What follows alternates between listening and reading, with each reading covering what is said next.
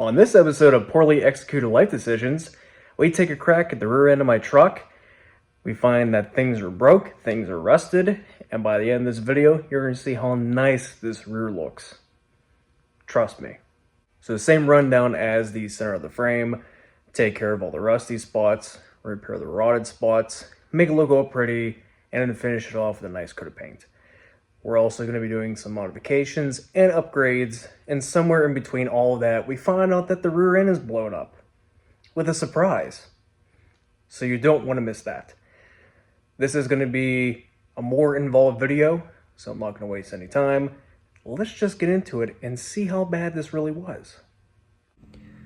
Okay, before I start with this episode, I do have a goal, and that goal is to have this truck running by the end of February. It doesn't have to be driving, it just has to run. That is it. For a little time retrospective for you guys, this episode was finished up by the end of October. And the upload date is going to be 100% unknown. So just so you know, this truck is hopefully going to be running by the end of February. And that's what I'm waiting for.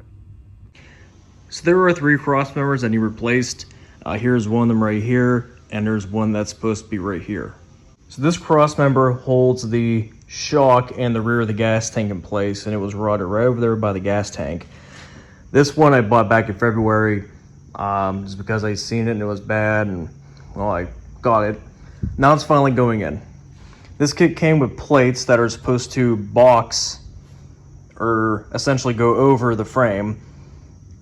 But seeing as this frame is what we call rusty, it was a good opportunity to cut out the old part of the frame and replace with the new piece, and to get behind here and clean everything up. The fitment on both sides is really good. It sucks up against the frame rail. There is a slight gap in here. I don't think it was because of me hammering or cleaning everything up. I think it's just the way this piece was shaped for the factory, but I'll be able to get that welded in nice and solid on both sides, and it'll make it look like nothing ever happened back here. So the crossover that goes back here, about the only function it has is to hold the charcoal canister. And I think it's crucial because it's on the frame, but it's not welded to the frame. It's just held in with 4 rivets. I'm gonna get a new one of them just to pop in place here, and that one's just simple. This cross member right here is actually still in pretty good shape. It's somehow still nice and solid, but the shock bracket is not doing so good. So I got a new one, just put in place, cut out the old one, welded in. That's self-explanatory. When we get back here to this cross member, yes, it is still intact. It's not rotted through yet, but it's pretty thin. See, it's really getting thin right in through here. And whenever I was moving this frame around just with a jack, this almost wanted to crumple, so that's no good. That's got to get replaced, and I have just the perfect thing for it. So I got this piece of I-beam here, and whenever I was measuring that old cross member compared to this piece of I-beam, the width of it was 5" and it will slide perfectly inside the frame rail with no issues. It does have some thickness to it. It should be plenty strong to help the rear of this truck. And seeing as though these half-ton trucks are pretty light in the back, 3/4 ton, 1 tons, and Suburbans have all the weight back here, these do have some traction issues. So just adding this in should help it out some. The only thing that's really gonna suck is getting this piece cut and getting that hole for the spare tire winch tube. But we'll worry about that later. I'm gonna get that cross member welded and get that shock bracket put on, and then we'll see what happens back here. After some time, got the I-beam installed, got all the holes drilled for the wire clips and the spare tire tube.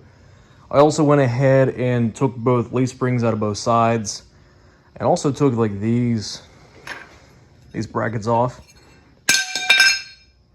Whoops. Yeah, this part sits on the frame rail, and then this part goes toward the leaf hanger in the rear. Seeing as though I barely even touched it, it was so thin it started cracking. It was a good time to chisel this out It was both welded and riveted to the frame. I don't think GM intended for this piece to ever come out, but I made it come out, and I'm gonna make a new one. Speaking of stuff not wanting to move, look at that shackle bolt. Had to cut it just to get it out, because I'm pretty sure that this metal sleeve broke loose inside the rubber, and I was spinning this instead of the bolt. One real heavy Diablo blade on a Sawzall took care of that. Alright, so just like the front, the rear is getting dropped too, but I'm doing mine a little different. Now you can do rear drops many different ways. You have shackles and hangers, axle flip kits that require a C-notch. You can do anything with these rear ends. So what I'm doing, I bought a 2-wheel drive 4-inch lowering kit for this truck, and in turn dropping it down 6 inches. Now I know what you're thinking. You said you bought a 4-inch lowering kit, how are you getting 6 inches of drop? Well, since this is a 4-wheel drive truck, it has a lift block between the axle and the spring. You take that little metal puck out, you drop the back 2 inch. And then on top of that, that shackle and hanger kit will drop it down 4 inches, making it a total of 6 inches of drop. Since the 4-inch lowering kit basically takes the axle and springs and brings them up, or in turn drops the frame straight down, we're going to hopefully retain the same pinion angle, because if you don't, bad things happen, and we don't want bad things to happen, at least not yet. So I did buy this kit on Amazon. It is a 4-inch drop kit for a 2-wheel drive pickup of the same body. I was looking to see who made the best kit, and it honestly seemed like they're all the exact same. It's just a different price. So I went with this whole kit. It was like 80 bucks for the drop hangers, shackles, and the hardware. This kit does seem to be pretty well made. Just the shackles alone seem pretty good. Looks like there's 2 adjustment holes, maybe one for somewhat higher ride and one for lower ride. I think I'm gonna go with the bottom hole right here, just so the truck doesn't sit way too low. Possibly polyurethane bushings. I don't know. Not a real big fan of polyurethane bushings. I'd rather have rubber bushings, but oh well. And they do come with a grease fitting. I actually do like that feature. The hangers alone, they don't come labeled in the kit, so I had to figure out which one was left and right, because the size do matter. And these seem like a pretty beefy hanger. Looks like maybe 1/4-inch plate, and that reinforcement rib is the same size material. The powder coating I don't think is going to last, but these seem pretty sturdy. All you have to do is knock out 6 rivets on the front hangers, essentially bolt that piece on the frame, and that's really about it. But I am doing a couple more steps. The kit does come with new hardware, but in the back of my mind, it just didn't seem exactly right to me, and I wanted a specific bolt and nut combination. I wanted to run a grade 8 1/2-inch by 20 bolt to mount the hangers on the frame. In my mind, a grade 8 bolt, 1/2-inch by 20, fine thread, that way you can really get it locked down. It's going to be strong, it's going to hold up no matter what. So that's why I added in that extra step, so I could get a better bolt to mount a bracket on. So the new drop hangers are bolted onto the frame. This is where the weight of the vehicle is going to sit, so having a good piece of hardware holding this bracket on makes me feel a lot better. And I did make that new bracket to go on this cross member onto the hanger. GM wants like 99 bucks for these, and I just made it out of scrap metal. Just gotta weld it onto the frame and weld these ends up. It's like nothing ever happened. All right, so the next thing I'm going to tackle is not sitting on the frame anymore. It is sitting on jack stands. And oh boy, this was extremely fun. It's time for my favorite game. Is it a gasket or RTV on the differential cover? Let's see what I can do. Whoa. That actually came out with no issue. Wow, it doesn't look half bad either. I thought it'd be a lot worse.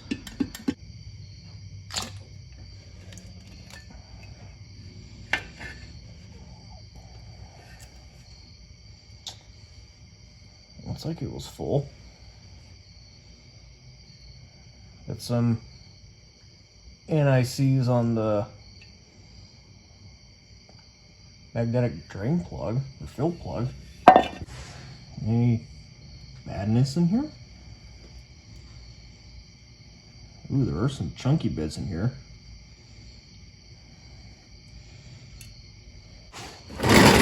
Jesus. That's definitely a gear tooth.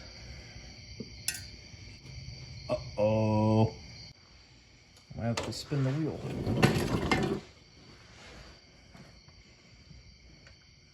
Oh, whoa. Oh. That's a locking unit. This truck was not supposed to have a locking unit in it. So you guys can see what's going on. I think this is the counterweight up here. It's supposed to push on a paw to lock the carrier in.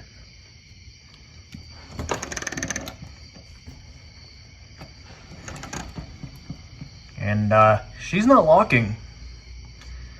So Grenade 80 blew up and deemed this truck a peg leg again. Okay, so I have thought it over. And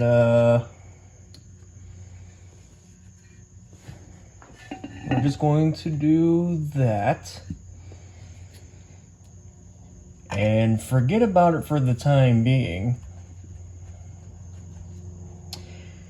And probably forget that this is screwed up. And forget to put oil in it and make it 10 times worse. So I think that's a logical approach. Because I don't exactly know what to do right now. And I'd rather wait till I have an answer before I really tear into this rear. But wait! There's more! Yeah, there's a piece of that cross pin, another piece of the cross pin, yet another piece of the cross pin, and look, a piece of that cross pin. Yeah, it was not happy whatsoever. We got it out, and I'm happy. And with that said, I am making the decision to rebuild the rear end, because for how screwed up it was, trying to get the cross pin out to pop the axles out, I am not going to play around with tossing it back in and hoping for the best. It is out of the vehicle. I have it right here. It's going to get cleaned up, rebuilt, and I'm going to make it stronger. Of course, when I make it stronger, you weld the axle tubes to the center section, which is what I'm going to do. And then I'm going to get this thing all cleaned up, new bearings, seals, everything set right. And then we can throw this back on the truck when it's time. And it was because that rear end I actually had to make a list because my ADHD was going berserk. This helps me stay organized to do whatever it takes to get this rear half of the truck done. I already got 2 things crossed off, which was the test fit the lowering kit and the fit the hangers, which I've already done, so they're crossed off. But there's still a good amount of stuff I have to do. Okay, so some time has elapsed. My hair is all a mess. My face is all dirty because I was working on this thing. Let's take a look to see what I was doing. The whole rear half of the frame has been hit with a wire wheel. All the scale has been knocked off. And still, this cross member is really nice. At least I'm happy this was the only one that didn't get touched. In the final stages of prep, I still gotta remove some spots of wax on the frame, which really isn't difficult. And then wipe it down with a degreaser. Then it's time to actually coat this frame. I got the axle painted up. 1 coat of rust encapsulator, then a coat of satin black enamel. Same with these brackets. Got cleaned up real well. Coat of encapsulator, then hit with silver paint just to give it something different. New dust shields, new axle seals, and also new axle bearings. We also fixed up somebody's handiwork right here. They had a piece of hardware for the parking brake welded onto the caliper bracket. I cut it off, I drilled out the busted screw, and I tapped it for this bolt. I have a ton of these little bolts lying around. I think it's M6x1. I did it on both sides. the little screw they give you, or what the factory uses, doesn't exactly hold up. They break, of course, results in something like this. This is an actual bolt. It's small enough, it'll fit in here with no issue, and it should be easy to get off in the future. Knowing this rear end had a locking unit, and I don't want to lose it, I went with a Powertrax Grip Pro. I was recommended by a couple people. They say it's a tad bit softer than the TrueTrack case, which will help out with the ring gear bolts. Because on the TrueTrack, it's such a hard case, you're gonna have a hard time keeping the bolts in. This case is just soft enough for the bolts to bite in and lock, so that's why I went with it. And it's definitely 100% better than that pile of crap sitting over there. So this is what's going in the truck. Should work out just fine. And I got a new sticker for the toolbox.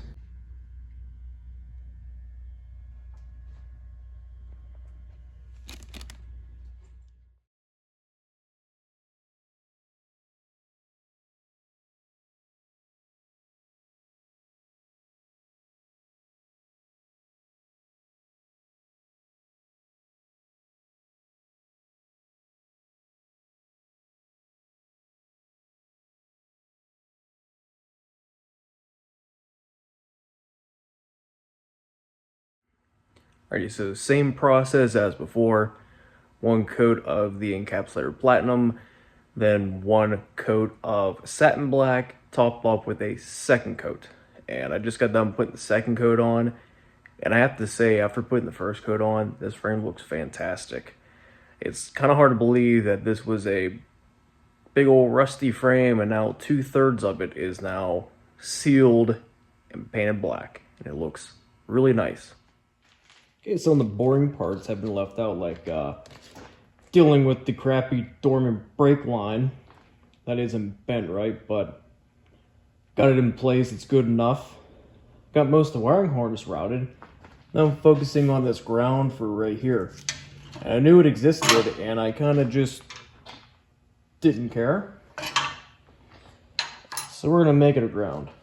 Little tip for you guys, make sure when you have your truck apart, clean and protect your grounds, because it will save you in the long run. Ground problems are an issue with these trucks.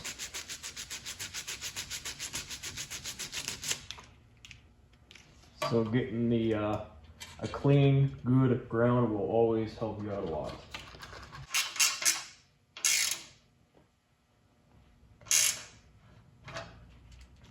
There we go.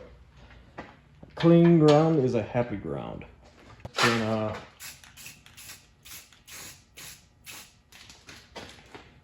do that to help it out a lot more. Same process as all the other stuff. Grease behind a bracket to hopefully seal everything up. If I can even talk. This should simulate what the wax did from the factory, and in turn we won't have big old clumps of rust. I'm not exactly sure if I explained what I did back here, but since this hole right here is supposedly a factory hole, of course I kept it, but there's also tangs that are supposed to go in a cross member. And to me, it just made more sense to drill in another hole and tap thread and have another bolt sit like this than it was to put the slots in. That's mounted right around the same spot the factory would have had it. And I think I spent 25 or 30 bucks on this new circuit board thingy with a bracket that may or may not be real stainless, but I mean, I can't complain. This goes into there, and this can get routed like this. For anything involving wiring, I got these things off of Temu, I believe. I think they were $2 for a bag of 100. I like these things so much. They come in real handy for stuff like this. even though I favor these style clips, these are like 15 bucks, and you can get them for free if you can get them out one whole piece. But $2 for 100 is good enough for me.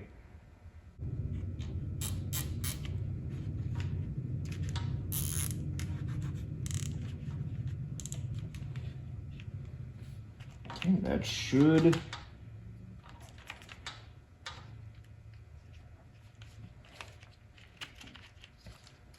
work. The only thing I was gonna leave these on. You're nuts. The next thing to go in would be a new but slightly used spare tire winch. And since Genius Me decided to lose the original bolt that went back here, a dashboard bolt will work just fine.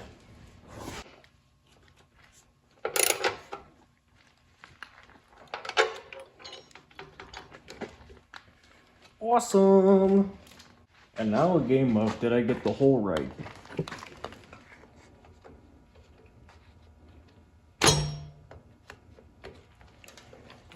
Seems like I did, and there's still some wiggle room. Oh, this is about to be so much fun. There we go. It's a rust belt thing.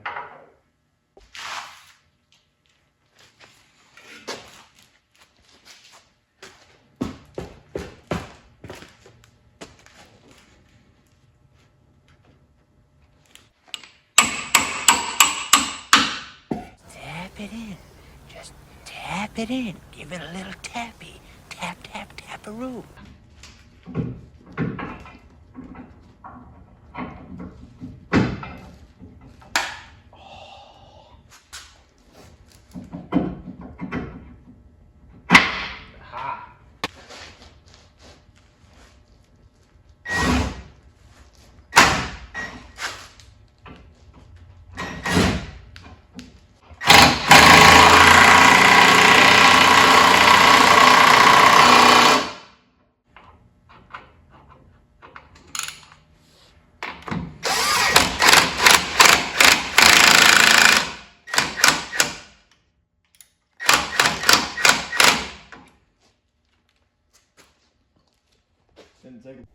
I love my brain when it works.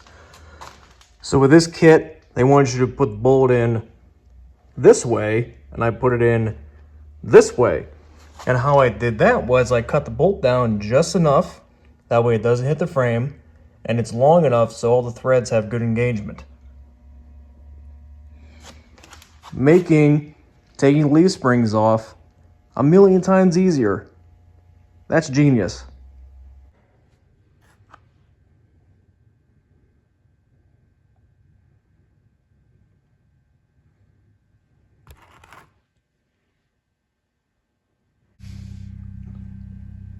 Don't forget that clip. Like I almost did.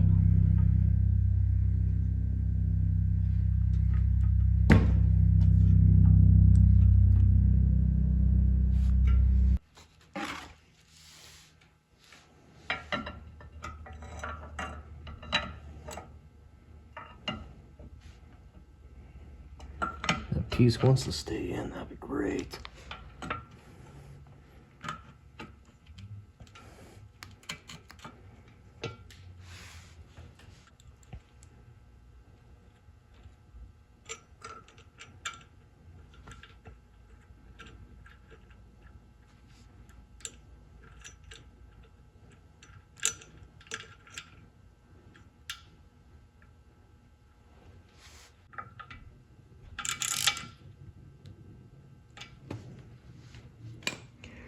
Alright, so the whole front half of the frame, which is the fuel tank, crossmember, and all the other stuff, has been installed. The filler neck, ground strap, and the differential breather's in. The newer crossmember I ordered that actually fits better is in place. This is actually a Dorman crossmember, so they kind of made up for their horribly bent brake line. All the evap systems and lines and stuff are sitting where they need to be. The retainer that holds the charcoal canister in place was pretty rotted, and I didn't want to deal with it. So I just threw some zip ties around the canister, and it's held in pretty well. Everything is routed how it's supposed to be. And in every little nook and cranny, especially right here where the cross members meet the fuel tank, sprayed everything with fluid film. Inside this cross member on top of the fuel tank, or bolts of the frame, anywhere I can get it, I sprayed fluid film. The rebuilt rear end is finally back at the truck, so it got bolted to the frame. I moved the jack stands from the frame onto the rear end just to get this thing a little higher. And it just looks so good sitting here. Okay, the parking brake bands are an adjustment. They're really not that hard to adjust. Your adjuster's right here. Just adjust them to where they just barely kiss on the rotor hat. And that's really it. So now it is time for rear brakes, but with a twist. The internet says you can take rear brakes off of a Suburban, Yukon, and put them on here. So, some ways ago, went to the junkyard. Let's get a set of rotors. These came off of a Denali, believe it or not. And,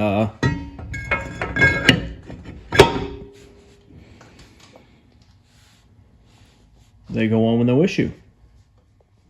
And with the bigger rotor means you can run a dual piston disc brake.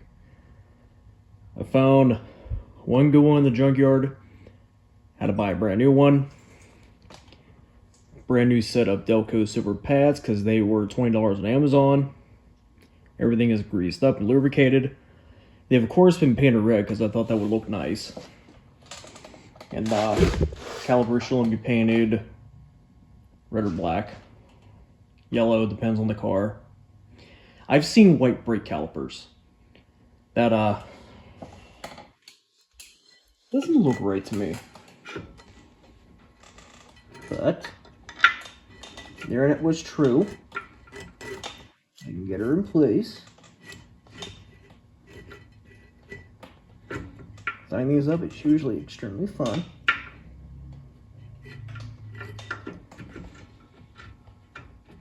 The internet also stated too, you don't need to change the brake hoses either. So this one was originally on the truck when I bought it, and this was actually recently replaced, so I don't see the need to actually change it. But the main rear hose and the right hand side got replaced too because reasons. All they have to do is bolt it on.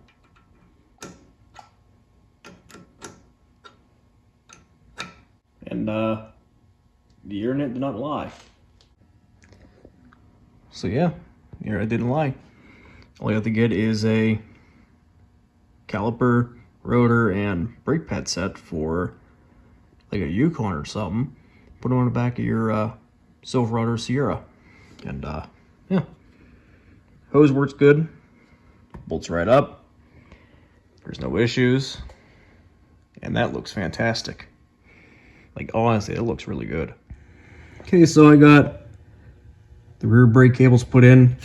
I just slid the intermediate cable through the frame mount and connected up to the brake pedal, and it literally just slid right on with no problem.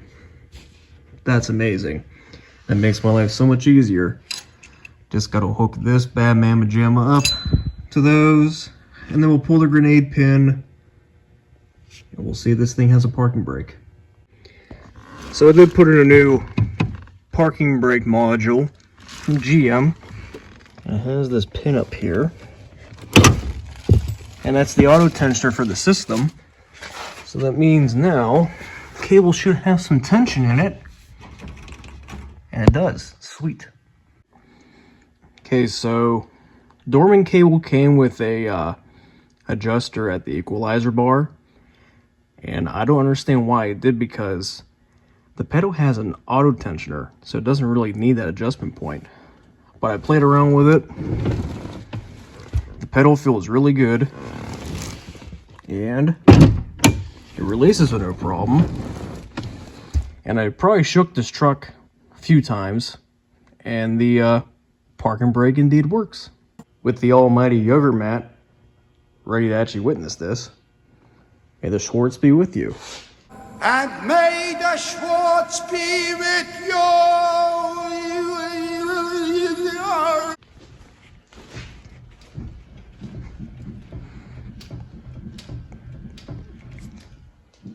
It's got a parking brake. Alright, now since this thing has a form of a good working brake, I got one last thing to do back here. That's the bump stops. I at least want something back here to protect the axle and frame. That way bad things don't happen, because it's pretty low. I still got a lot of room, but I still need something between the axle and frame to at least protect it. And you got some real nice Scamazonia OE quality bump stops, which will probably fall off within a few years. Should work just fine.